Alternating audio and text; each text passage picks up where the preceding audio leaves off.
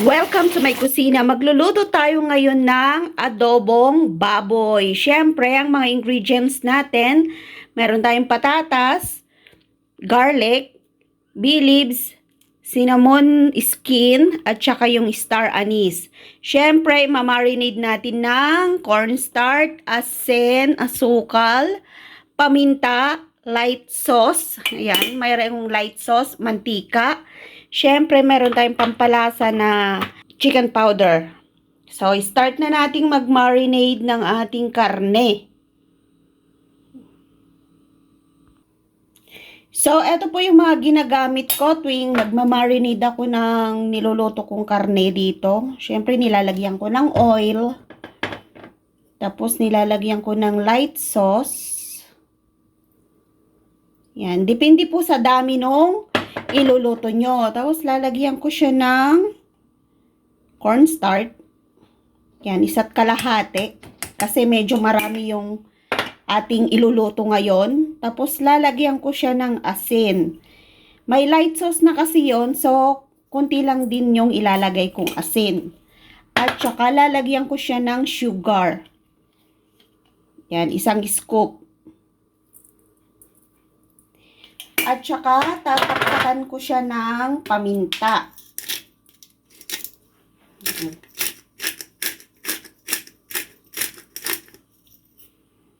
So, yan na po yung ating pampalasa.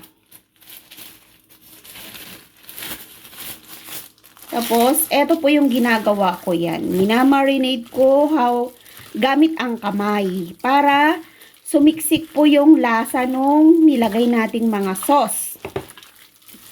Ganito po ako mag-marinate dito ng karne. Kailangan kinakamay para lumasa hanggang sa loob. Tapos mamaya, i-fry muna natin to para mag-brown yung labas. And then, ilalagay natin yung patatas. Tapos, doon ko na rin po lalagyan ng light sauce ulit at saka yung dark sauce. Tapos, ilalagay na natin yung mga pampabango. Yung star anise, bay leaves, pampabango lang po yun. Yan, para mabango yung adobo natin. So, pagkatapos nating na-marinate to, stock lang natin dyan. Mamaya, babalikan natin pag magluto na tayo. Kailangan talagang i-marinate yan ng 1 oras o kaya kung busy ka, i-marinate mo muna tapos mamayang gabi, yan, pwede mo na siyang iluto. So, i-cover muna natin to tapos lalagay natin sa ref para mamaya ay ready na tayong magluto. Babalatan na lang natin yung patatas natin at saka yung ating bawang. So, balikan natin ulit mamaya pag magigisa na tayo. So, balatan na natin yung ating patatas. Alisin natin yung kanyang balat. Tapos, hiwain natin ng cubes.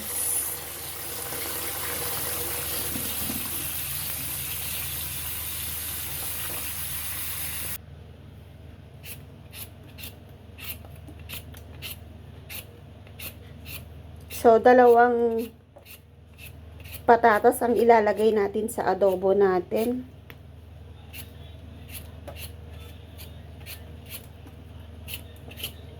Sira pa tong nabili kong patatas. Oh.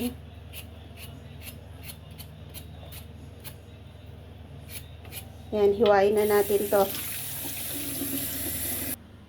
So, ganito po yung paghiwa natin dito. Yan. Yan, cubes.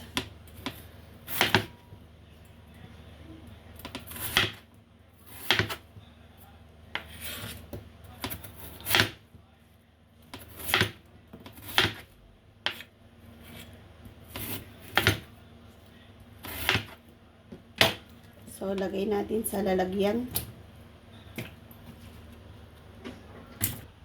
So, ibabad ko sa tubig habang hinihiwa ko pa yung iba. Bali, 2 yung ilalagay natin.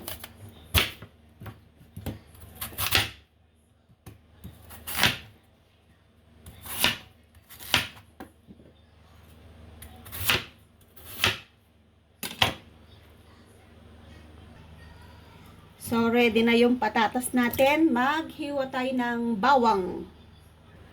So, sunod naman natin yung bawang natin na panggisa.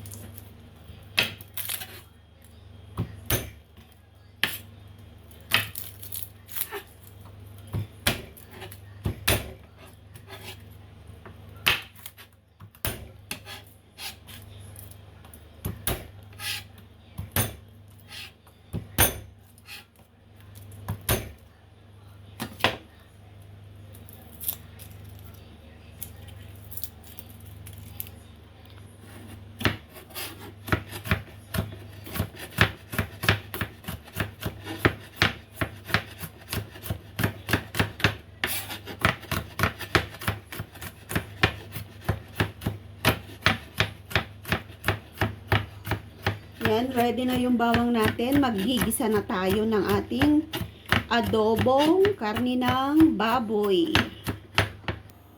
So, maglalagay tayo ng mantika panggisa.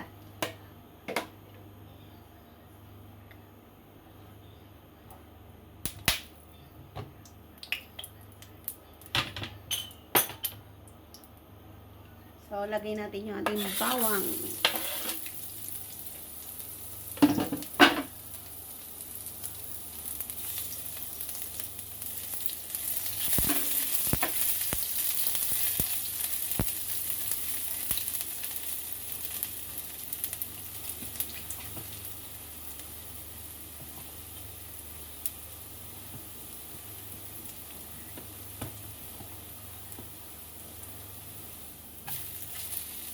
Yan, gilid natin yung bawang at ilagay natin yung karne ng baboy.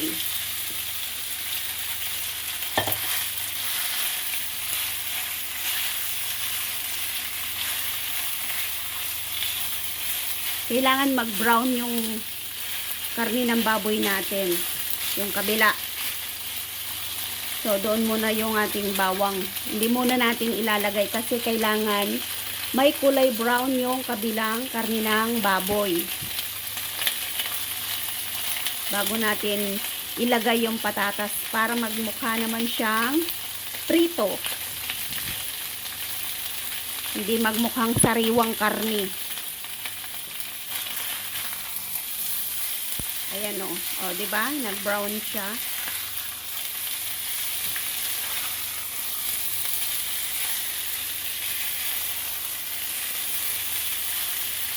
Ganito po ako mag-adobo. Kailangan may yung other side is brown. Ayan. Para hindi siya mukhang sariwa.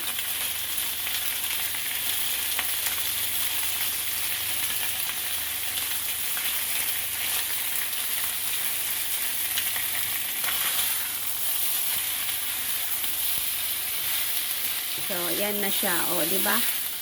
Yung kabila, ayan o. So, yung sinasabi ko, kahit hindi brown yung kabila, basta yung kabila brown. So, ayan na.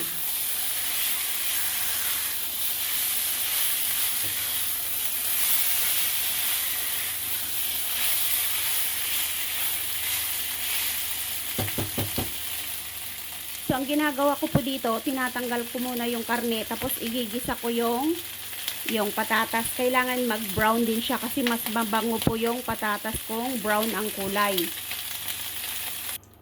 So, yung patatas naman ang iluto natin. Tinanggal ko na siya sa tubig.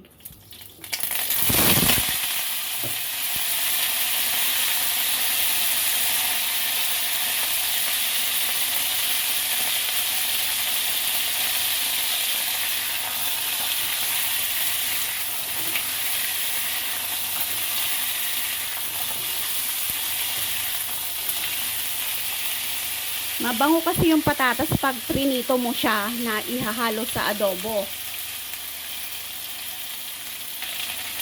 So, ayan, nakikita nyo, nagba-brown na siya. Oh, napriprito na siya. Oh, di ang bango na ng ating patatas.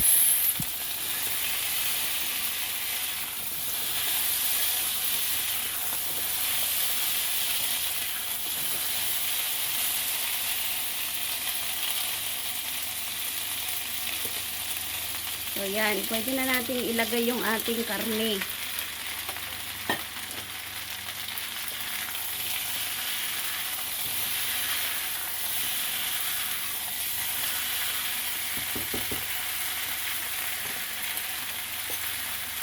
Ilalagay na rin natin to. To.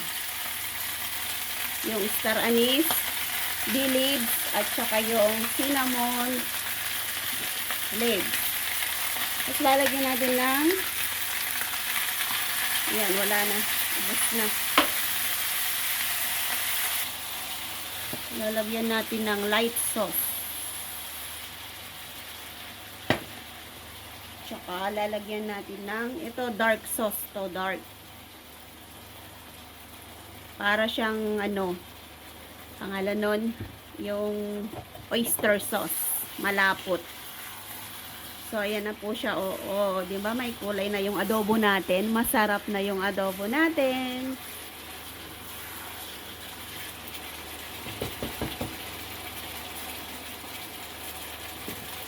Kung mayroon po kayo nito, pwede nyo siyang lagyan pang tubig.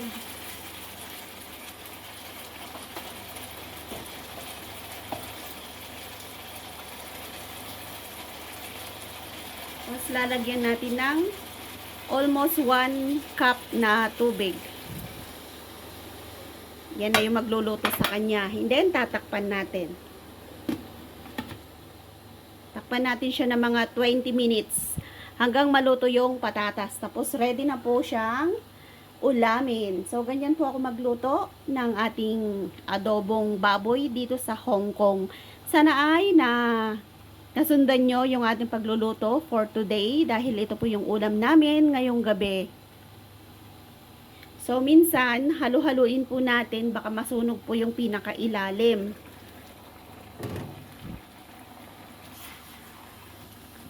Ay, ang bango.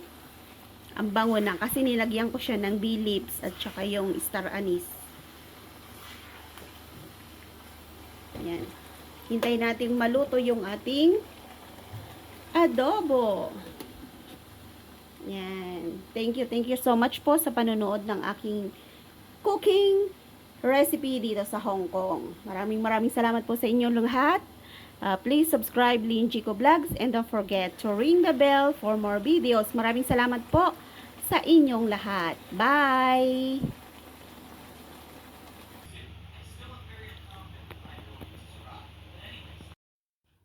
So yan, magsasandok na tayo ng ating adobo. Sarap. Diba? Yan. Lagay natin dito. Sarap ng adobo natin.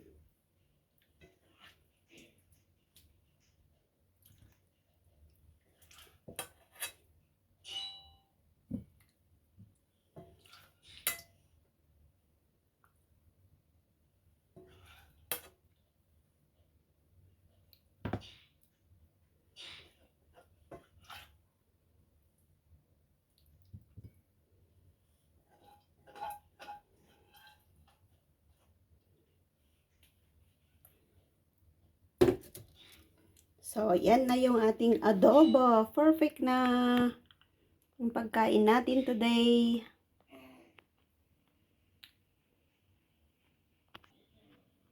So, yan.